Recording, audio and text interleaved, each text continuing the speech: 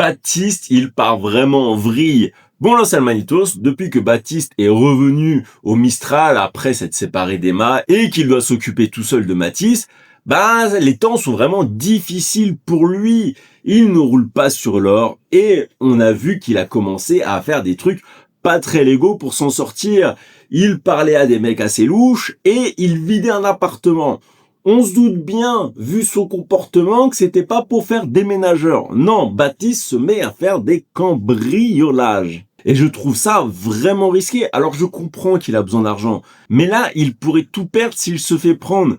Et en plus de ça, bah, sa relation avec Chloé, elle est un peu chaotique parce que il est prêt à tout pour l'aider. Et je trouve qu'en faisant ça, bah, il commence vraiment à se mettre dans la merde. Regardez avec l'histoire de la bague.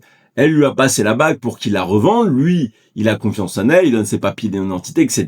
Et quand la police l'interroge parce qu'elle soupçonne la bague d'être volée, il ne veut même pas donner le nom de Chloé. Il ne veut pas dire que c'est elle qui lui a passé. Il dit non, je ne vous dirai pas d'où ça vient. J'espère vraiment que Gabriel et Thomas vont lui remettre les idées en place parce que je veux bien qu'il ait de l'affection pour Chloé, qu'il veuille l'aider, mais il ne faut pas non plus que ça nuise à lui et à Mathis. Dites-moi vous ce que vous en pensez en commentaire. Est-ce que Baptiste va réussir à faire marche arrière dans ces conneries?